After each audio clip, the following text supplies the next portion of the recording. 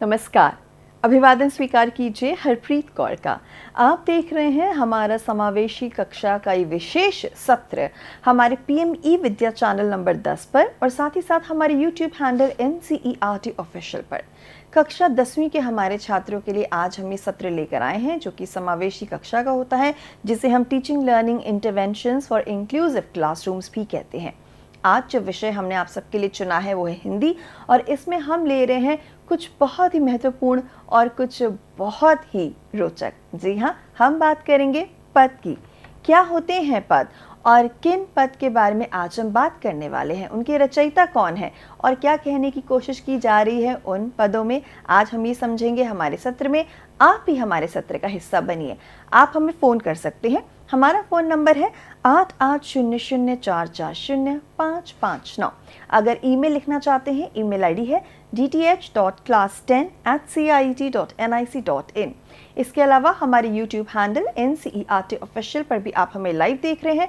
वहाँ भी आप अपने प्रश्न, अपनी राय और प्रतिक्रिया हमारे साथ साझा कर सकते हैं। चलिए अब मैं आपका परिचय कराती हूँ हमारे दो अतिथियों से जो आज हमारे साथ स्टूडियो में मौजूद हैं, जिनके माध्यम से हम जानेंगे इन पदों के बारे में। हमारे साथ जुड़ी हैं डॉक्टर अनुपमा। आप PGT हिंदी हैं Delhi model virtual school Delhi से। मैम नमस्कार, स्वागत है आपका। नमस्कार जी। और हम दोनों का साथ देंगे हमारी भारतीय सांकेतिक भाषा के इंटरप्रेटर मिस्टर आशीष। आशीष, आपका भी बहुत बहुत स्वागत है। मैम, जैसा कि आज मैंने बताया कि हम पदों के बारे में जानने वाले हैं, तो पहला मेरा प्रश्न यही है कि पद से हम क्या समझते हैं? बिल्कुल, बहुत अच्छा प्रश्न किया आपने जी। पद काव्य रचना का एक छंद होता है जी। जिसमें मात्राओं की संख्या या वर्णों का क्रम निश्चित नहीं होता, लेकिन उसमें एक लय निश्चित रूप से होती है। तो काव्य रचना के लिए अक्सर इसका प्रयोग अनेक कवि कवियत्री करते ही रहते हैं। जी। और मैम, हम ये भी देख सकते हैं हमारे जो दर्शक हैं कि हमारे पास श्री कृष्ण जी भी विराजमान है हमारे स्टूडियो के टेबल पर, तो जाहिर सी बात है ये पद कहीं इन्हीं के लिए तो नहीं है? बिल्कुल सही पहचाना आपने, आप एकदम सही पहुंचे। वाकई कृष्ण भक्ति धारा के ही कवि के द्वारा रचे गए पदों के बारे में आज हम पढ़ने वाले हैं। और ये एक ऐसे कवि हैं जिन्होंने अपनी शरीर की आंखों से देखे बिना मन की आंखों से बहुत खूबसूरत वर्णन किया है। तो क्या आप जानना चाहेंगे पहले इन कवि के बारे में? बिल्कुल बिल्कुल, मैं जानना चाहूंगी कि इन पदों के रचयिता कौन है। और आपने कहा कि भक्ति आंदोलन से जुड़े हुए हैं और श्री कृष्ण पर लिखते हैं और अपने मन की आंखों से, तो कहीं ना कहीं मेरे मन पे तो सूरदास जी का नाम आ रहा है। क्या वही है? बिल्कुल सही पहचाना आपने। सूरदास जी ही वे कवि हैं जो जन्मांध होते हुए भी बहुत खूबसूरत लिखते रहे। तो हम उन्हीं के बारे में पहले जान लेते हैं। इनका जन्म हुआ था दिल्ली के निकट रुनकता ग्राम में। इनके गुरु महाप्रभु वल्लभाचार्य थे और इनकी रचनाएं हैं सूर सागर, साहित्य लहरी, सूर सारावली। इन्होंने ब्रज भाषा में अपनी रचनाएं की और अनेक प्रमाणों द्वारा उनकी जन्मांधता सिद्ध हो चुकी है। इन्हें वात्सल्य और श्रृंगार के श्रेष्ठ कवि माना जाता है। तो सूरदास जी के बारे में मैं आपको आगे बताऊं, उससे पहले कुछ सुनाना चाहती हूँ। जरूर, बिल्कुल। विरह में भी बनाए रखा अडिग विश्वास, विरह में भी बनाए रखा अडिग विश्वास, कृष्ण प्रेम में गोपियों ने पार की हर हद, भ्रमर के माध्यम से व्यंग्य में लिपटे अत्यंत भावपूर्ण है सूरदास के पद। जी मैम, बहुत ही सुंदर, बहुत ही सुंदर। और हम सब जानना चाहेंगे कि किन पदों पर आज व्याख्या आप करेंगी। और जाहिर सी बात है जन्माष्टमी भी आने वाली है, तो श्री कृष्ण के बारे में अगर ये पद जानकर हम उनके बारे में और समझ सकें तो इससे बढ़िया बात कोई नहीं हो सकती। मैम, मैं एक और चीज़ आपसे पूछना चाहूँगी इससे पहले कि आप पद को पढ़ें और उनके मतलब हमें समझाएं कि कक्षा 10वीं के छात्रों के लिए जो ये चैप्टर है, ये इंट्रोड्यूस किया गया जिसमें हम पद के बारे में जानेंगे, उनसे उन्हें क्या सीखने को मिलेगा? इनसे वे कृष्ण भक्ति धारा में जो प्रेम की एक निष्ठता है उसके विषय में जानेंगे कि किस तरह से गोपियां श्री कृष्ण से बिल्कुल एक निष्ठ होकर के प्रेम करती थी। तो इन पदों की रचना भी वाकई उस समय हुई जब सूर सागर रचा गया। सूरदास जी ने सूर सागर में भ्रमर गीत के माध्यम से ये पद कहे थे। अब तो भ्रमर, आपने जो ये शब्द कहा है, भ्रमर का भी अर्थ समझा ही दीजिए। बिल्कुल, मैं यही सोच ही रही थी कि प्रश्न आने वाला है। जी। एकदम सही प्रश्न आपने उठाया। मैं वैसे बताने की अपेक्षा आपको दिखाई देती हूँ कि बिल्कुल, भ्रमर क्या है। बिल्कुल। आप देख पा रहे हैं कैसा है ये भ्रमर? जी बिल्कुल। आपने अवश्य ही इसे फूलों के आसपास मंडराते हुए देखा होगा। बिल्कुल, हम अपनी स्क्रीन पर देख सकते हैं कि ये जो भ्रमर है ये आप सबने देखा ही होगा, और जो भ्रमर है इसको तो कहीं कहीं जगह भंवरा भी कहते हैं। बिल्कुल, भंवरा, भौरा, अली, मधुकर, अनेक नामों से इसे बुलाया जाता है। जी। और इनकी जो ध्वनि होती है, गुंजार होती है, वे इतनी मधुर होती है कि उसे भ्रमर गीत का नाम दिया जाता तो है। मैं अपनी टीम से रिक्वेस्ट करूंगी कि भ्रमर हमें जरूर स्क्रीन पर दिखाएं, और साथ ही साथ ये रहा भ्रमर जो आ गया है स्क्रीन पर। इसकी आवाज भी मैम बड़ी जानी पहचानी और अलग सी होती है। तो मुझे लगता है आप सुनना चाहती हैं। बिल्कुल सुनना चाहती हूँ। बिल्कुल, तो ठीक है, आप सुन सकती हैं। क्या बात है, गुन गुन गुन गुन करती हुई भ्रमर की आवाज। बिल्कुल, ये भ्रमर गीत जो है इसी को ही हमारे पाठ्यक्रम में रखा गया। इसके कुछ अंश हैं हमारे पाठ्यक्रम के अंदर, लेकिन आपको ये जानकर हैरानी होगी कि इसमें केवल ये गीत नहीं है, अच्छा, अपितु भ्रमर के माध्यम से व्यंग्य कर रही हैं गोपियां। क्या बात है। तो मैं तो सुनना चाहती हूँ कि क्या व्यंग्य कर रही हैं, क्या कहना चाह रही हैं श्री कृष्ण से। तो मैं ये बता दूं कि ये रचा कब गया था भ्रमर जी। गीत। वास्तव में जब श्री कृष्ण वृंदावन को छोड़कर मथुरा चले गए थे और गोपियां उनके विरह में बहुत ही दीवानी हो गई थी, बेचैन हो गई थी, तो वे उनसे मिलना चाहती थी। जी। ऐसे में कृष्ण जी ने अपने मित्र उद्धव जी को मथुरा भेजा कि उन्हें जाकर योग साधना का संदेश दें। पर उस संदेश को सुनकर गोपियां बिल्कुल संतुष्ट नहीं हुई और उसी समय वहां पर ये भ्रमर आ गया। तो भ्रमर के माध्यम से उन्होंने उद्धव जी को खूब खरी खोटी सुनाई, खूब व्यंग्य किया। तो बस ये वही व्यंग्य ही इस भ्रमर गीत में इन पदों के अंदर है। तो आप क्या चाहती हैं कि हम पढ़ें ये पद? बिल्कुल ये पढ़ें, और मैं ये भी आपसे पूछना चाहती हूँ इससे पहले आप पढ़ें कि जो हमारे, क्योंकि इंक्लूसिव क्लासरूम है, समावेशी सत्र है, तो किस तरीके से अलग अलग तरह के बच्चे जो डाइवर्स लर्नर्स हैं हमारे, जिनके लर्निंग स्टाइल्स भी बहुत डिफरेंट हैं, कैसे उन सबको आप अलग अलग तरह से ये पद समझा सकते हैं। बिल्कुल सही कहा आपने मैडम, क्योंकि जो ये पद हैं इन्हें हम सुनाकर, दिखाकर और कहीं कहीं तो स्वाद लेकर के भी इसका आनंद लेंगे और चाहेंगे कि प्रत्येक बच्चा इन पदों को अच्छे से समझ पाए। इस समावेशी सत्र में प्रत्येक विद्यार्थी के लिए कुछ ना कुछ है। तो हम चलते हैं अपने पहले सत्र की ओर। अपने इस पहले पद को हम देखते हैं जो इस प्रकार से है। ऊधो तुम हो अति बड़भागी, अपरस रहत सनय तगाते नाहिन मन अनुरागी। अब हम दो दो पंक्तियों का भाव भी समझते हुए चले जाएंगे। यहाँ पर गोपियां उद्धव जी से कह रही हैं कि हे उद्धव जी, तुम तो बहुत ही भाग्यशाली हो। या जो बड़भागी है ना, भाग्यशाली व्यंग्य में कहा गया है। वास्तव में वो कहना चाह रही हैं कि वे अभागे हैं। क्यों? क्योंकि अपरस रहत सने तगाते हैं नाहिन मन अनुरागी, कि वे श्री कृष्ण के पास रहते हुए भी उनके स्नेह के धागे से, स्नेह की डोर से अछूते रह गए हैं और उनका मन श्री कृष्ण के अनुराग में नहीं रमा। पुरैनी पात रहत जल भीतर, तारस देह न दागी।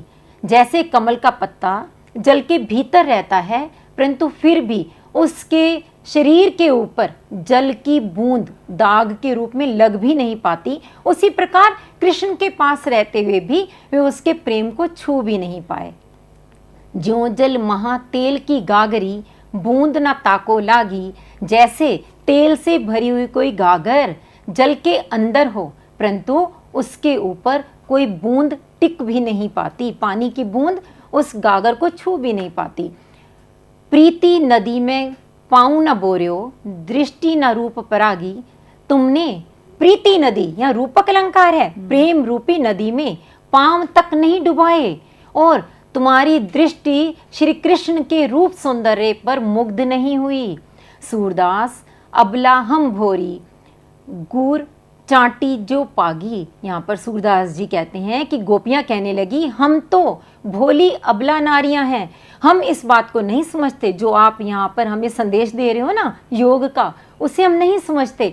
हम तो इसी तरह से कृष्ण प्रेम में लिपटी हुई हैं जैसे गुड़ से चींटियां लिपट जाती हैं। क्या बात है। अब आपने यहाँ पे गागर भी दिखाई है, फूल भी हैं, भंवरे हैं और गुड़ और चींटियों की बात हो रही है, तो कुछ चीजें आप लेकर भी आए हैं जो आप हमें दिखाना चाहेंगे। बिल्कुल, मैं दिखाना चाहूंगी। जी। सबसे पहले तो यही दर्शाना चाहती हूँ कि इसी पद को हम किस तरह से ब्रेल में भी देख सकते हैं। आप देखिए टेक्टाइल है, इसमें छू करके बच्चे इसे पढ़ सकते हैं और इस पद को अच्छी तरह से वे समझ सकते हैं। और इसके अतिरिक्त मैंने गागर की बात की, ये रही गागर।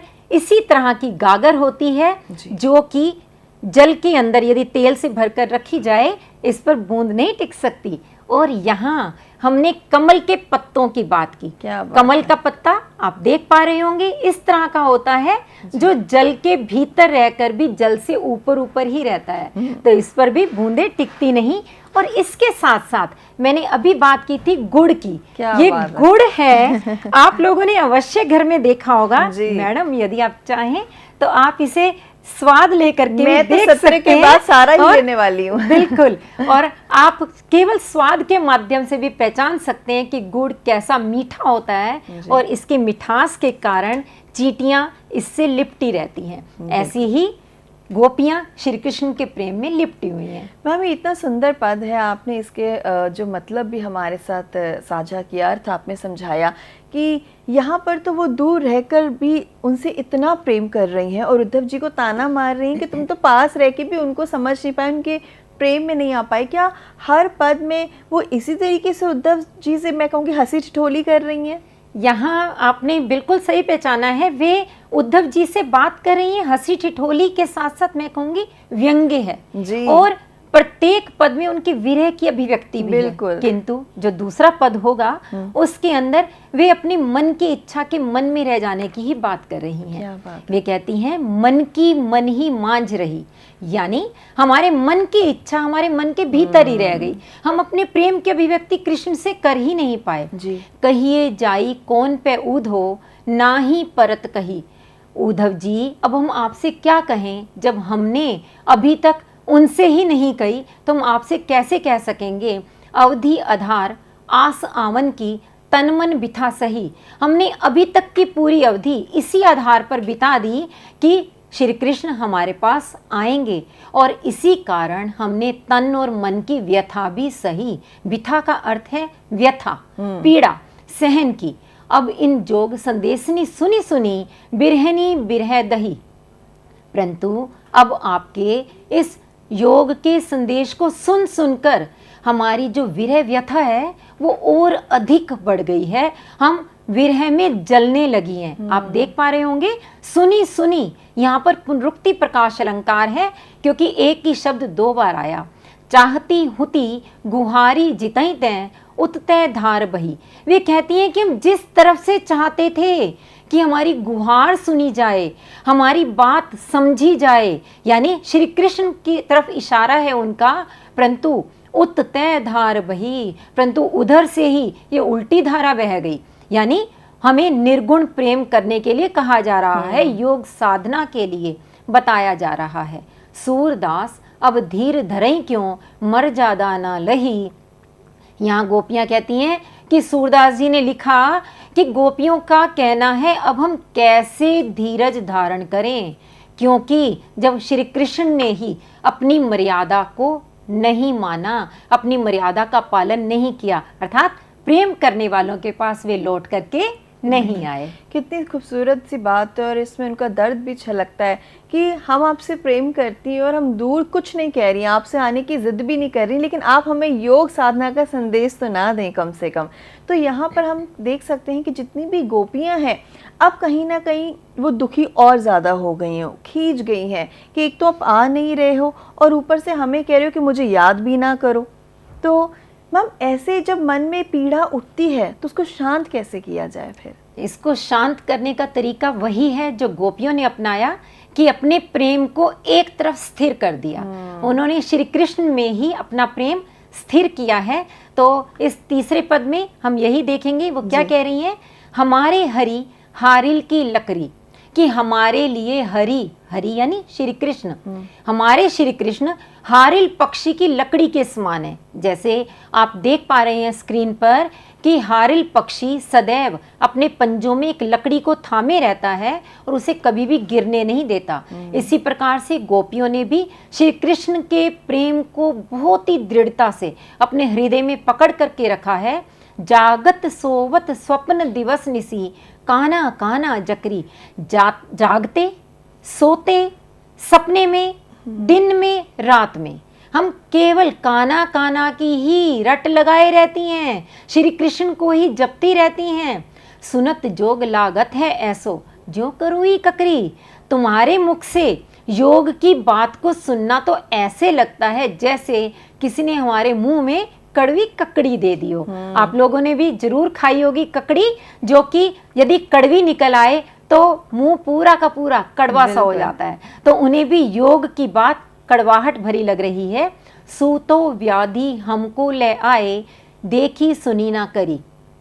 यहाँ वे योग को एक व्याधि, एक रोग के रूप में मान रही हैं। वे क्या कहती हैं कि उद्धव जी, आप तो एक ऐसा रोग हमारे पास ले आए हो जैसा हमने पहले ना कभी देखा, ना सुना और ना ही इसका व्यवहार किया। करी का अर्थ क्या हुआ, व्यवहार में कभी भी नहीं इसे अपनाया हमने। यह तो सूर तिन्हीं ले सौंपो, जिनके मन चक्री। सूरदास जी का कहना है कि गोपियां कहने लगी कि आप ये योग साधना का संदेश तो ले जा करके उन्हीं को सौंप दो, उन्हीं को दे दो, जिनके मन चक्री की तरह चंचल हैं, घूमते रहते हैं। यानी आज यहाँ तो कल वहाँ, वे कभी एक स्थान पर स्थिर नहीं रहते। बिल्कुल, चाहे आप जिनसे प्रेम करते हो आपसे कितने भी दूर हो, लेकिन अगर आप उनका निरंतर नाम जप करते रहें तो ऐसा लगता है कि वो आपके मन में ही बसे हुए हैं। और यहाँ तो उद्धव जी उन्हें डिटैचमेंट सिखाने आए। तो मैं ये कहूँगी कि उन्होंने अपने जब मन को स्थिर कर लिया तो उन्होंने उस डिस्टेंस को भी पाट लिया जिससे उन्हें कृष्ण जी से दूर होना पड़ा था। यहाँ पर मैम निश्चल प्रेम समझ आता है कि कोई आस नहीं है, कोई एक्सपेक्टेशंस, उम्मीद नहीं है, बस उनके प्रेम में पूरी तरह खो गई हैं गोपियाँ। बिल्कुल सही कहा आपने। और ऐसा ही वे चाहती हैं कि जैसे हम श्री कृष्ण से इतना अधिक प्रेम करती हैं, श्री कृष्ण भी हमारे विषय में सोचें और हमसे मिलने के लिए आए। लेकिन जब वो नहीं आते तो यहाँ पर वे श्री कृष्ण को भी राजधर्म याद दिलाना चाहती हैं। तो चौथे पद में देखते हैं उन्होंने क्या कहा, हरि है राजनीति पड़ियाए, समुझी बात कहत मधुकर के, समाचार सब पाए। यहाँ गोपियाँ कह रही हैं कि हरि, हरि यानी कृष्ण, कृष्ण ने तो राजनीति पढ़ ली है। समुझी बात कहत मधुकर के, यहाँ मधुकर वो किसको कह रही हैं, उद्धव जी को।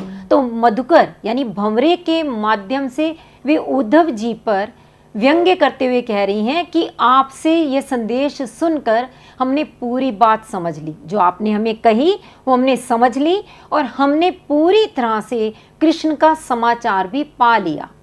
एक अति चतुर होते पहले थे, अब गुरु ग्रंथ पढ़ाए, कि एक तो श्री कृष्ण पहले से ही चतुर थे और अब उन्होंने मथुरा जाकर गुरु ग्रंथ पढ़ लिए, यानी बड़े बड़े ग्रंथ पढ़ लिए।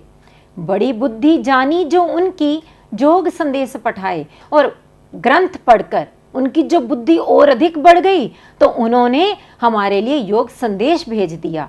उधो भले लोग आगे के, परहित डोलत धाए। उद्धव जी पहले के लोग ही भले थे, आगे के से अभिप्राय है जो पहले लोग हुए, आगे के लोग, पहले वाले लोग वे भले थे, परहित डोलत धाए, जो दूसरों के हित के लिए दौड़े चले आते थे। यानी वे क्या उम्मीद कर रही हैं कि कृष्ण जी भी तुरंत दौड़ते हुए चले आए इनसे मिलने के लिए। अब अपने मन फेर पाइए, चलत जो होते चुराए। अब अपने मन फेर पाइए, यानी वे चाहती हैं कि जो हमारा मन श्री कृष्ण अपने साथ जाते हुए चुरा करके ले गए हैं वो हमें वापस चाहिए। हमारा मन भी श्री कृष्ण के साथ साथ चला गया वो हमारा मन हमें वापस चाहिए। ते क्यों अनीति करें आपुन, जे और अनीति छुड़ाए। आखिर वे क्यों अब खुद अन्याय करने लग गए हैं। अनीति का अर्थ क्या है? अन्याय। आपुन माने वे स्वयं। अब श्री कृष्ण क्यों हमारे साथ अन्याय करने लग गए हैं, जो कि दूसरों के अन्याय से छुटकारा दिलाने वाले थे। राज धर्म तो यह सूर, जो प्रजा न जाहि सताए। वे कहती हैं कि राज धर्म तो यही है।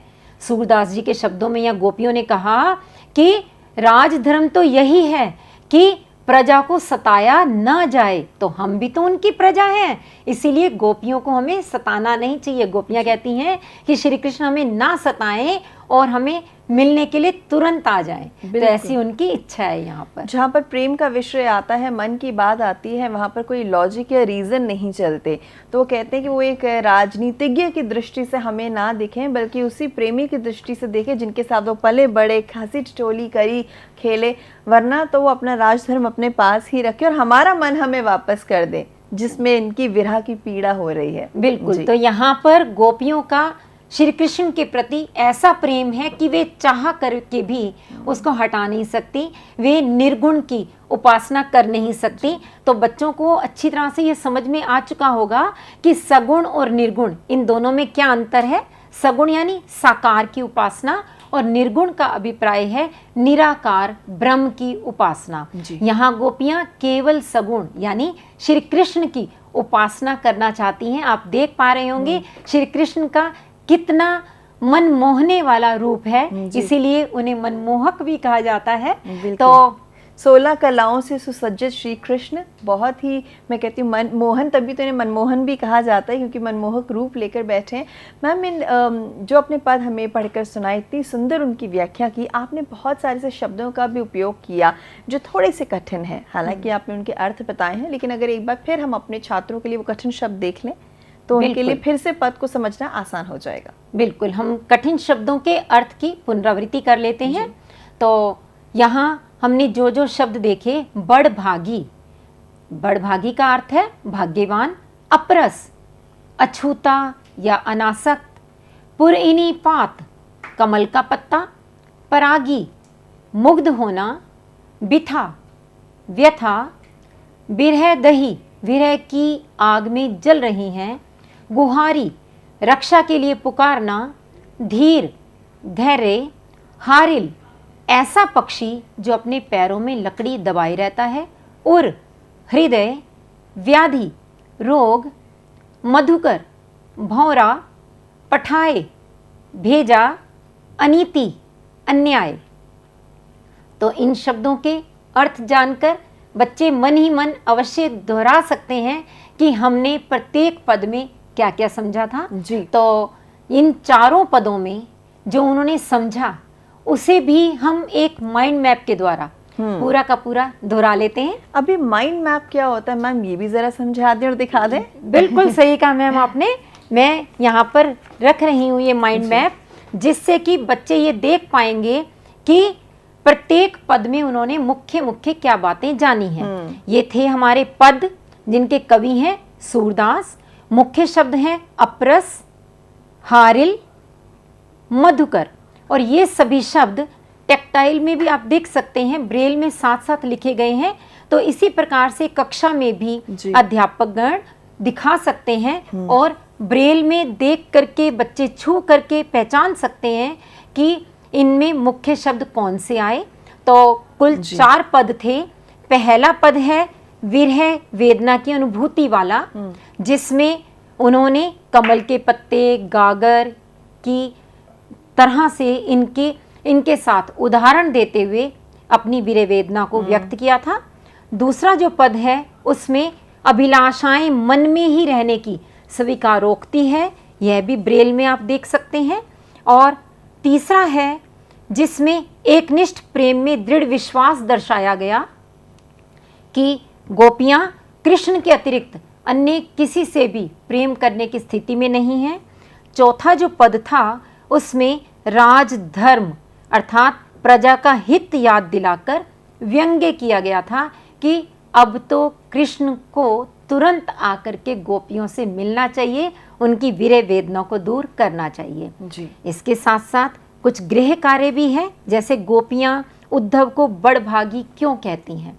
तो इस प्रकार के ये जब हम एक बहुत संक्षेप में देख लेते हैं कि पूरे के पूरे पाठ में हमने क्या क्या पढ़ा, इसी को हम माइंड मैप कहते हैं। बिल्कुल मामी, बहुत ही आवश्यक है, क्योंकि जब हम बात करते हैं इंक्लूसिविटी की तो इस तरीके के माइंड मैप से हम हर तरह के बच्चों को कोई भी कंटेंट बहुत अच्छे से समझा सकते हैं।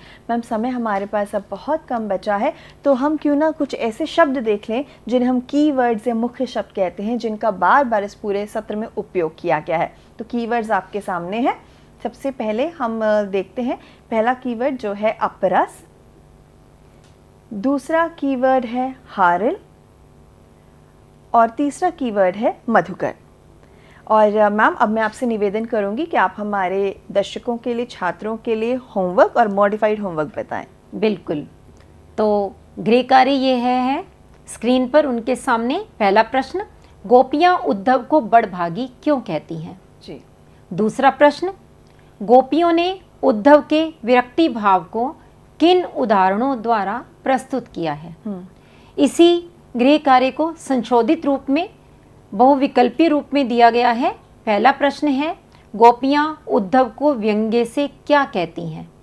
बड़भागी, अभागा, सखा, चतुर।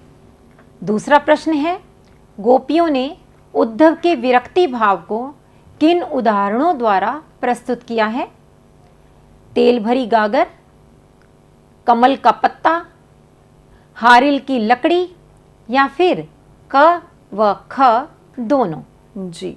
और ये जो गृह कार्य और संशोधित गृह कार्य आपको दिया गया है, इस गृह कार्य को आप कैसे हम तक पहुंचाएंगे? आपको एक फॉर्म, इसको कंप्लीट करके एक फॉर्मेट में हमारे तक भेजना होगा। आप अपना नाम लिखिए, कक्षा लिखिए, विद्यालय का नाम व पता लिखिए, विशेषज्ञ या शिक्षक का नाम लिखिए, सत्र की तारीख लिखिए, और अगर आप अपनी फ़ोटोग्राफ हमें भेजना चाहते हैं तो ये वैकल्पिक है, वो भी आप हमें भेज सकते हैं। और कैसे भेजेंगे? ईमेल करेंगे dth.class10@cit.nic.in पर। तो अब इस पूरे पाठ को समझने के बाद अब समय है कि हम धन्यवाद दें हमारी विशेषज्ञ का, हमारी अतिथि का, जिन्होंने इतने अच्छे से श्री कृष्ण के बारे में, गोपियों का जो प्रेम है उनके प्रति, उसके बारे में हमें बताया। सूरदास जी के पद हमने पढ़े, समझे, और किस तरीके से निश्चल प्रेम, सगुण और निर्गुण प्रेम किया जाता है, इसके अर्थों को हमने समझा। मैम आपने इतने अच्छे से TLM के माध्यम से और व्याख्याओं के माध्यम से पद समझाए, आपका बहुत बहुत धन्यवाद। धन्यवाद जी। और अब हम धन्यवाद देना चाहेंगे हमारे भारतीय सांकेतिक भाषा के इंटरप्रेटर मिस्टर आशीष का, कि उन्होंने भी इतने अच्छे से हमारा साथ दिया। आपका भी बहुत बहुत धन्यवाद। चलिए अब जाने से पहले कुछ और ज़रूरी सूचनाएं आपको दे देते हैं। सबसे पहले तो हम बात करते हैं पाठ्य पुस्तकों की। कक्षा 4वीं और 7वीं की पाठ्य पुस्तकें उपलब्ध हैं, जिन्हें आप अमेज़ॉन, फ्लिपकार्ट या NCERT की वेबसाइट से खरीद सकते हैं। और अब एक नज़र डाल लेते हैं आने वाले कार्यक्रमों की सूची पर। जी, आप अब से कुछ ही देर में यानी 2 बजे देखेंगे हमारा जो सत्र वो गणित का होगा, कोऑर्डिनेट ज्योमेट्री पर चर्चा की जाएगी। 2:30 बजे हम सोशल साइंस पर सत्र लेकर आएंगे, और 3 बजे का समय रहेगा हमारे उर्दू के सत्र का, जिसका शीर्षक रहेगा माहौल बचाइए। 3:30 का समय रहेगा हमारे साइंस के सत्र का। इसके साथ साथ 2:30 बजे से आप हमारा कार्यक्रम मनोदर्पण परिचर्चा भी देख सकते हैं। 4 से 5 बजे का समय रहेगा हमारे ऑनलाइन प्रशिक्षण कार्यक्रम का, जिसमें हम इस सप्ताह माइक्रो लर्निंग और नैनो कोर्सेज की बात कर रहे हैं। 5 बजे का समय रहेगा हमारे सत्र सहयोग का, और हम दिन का अंत करेंगे हमारे स्कूल लीडरशिप डेवलपमेंट सत्र के साथ, जो कि NCSL नीपा के सहयोग से प्रस्तुत किया जाता है। इसी के साथ ही मुझे यानी हरप्रीत कौर को दीजिए अनुमति। जल्द मिलूंगी आपसे। नमस्कार।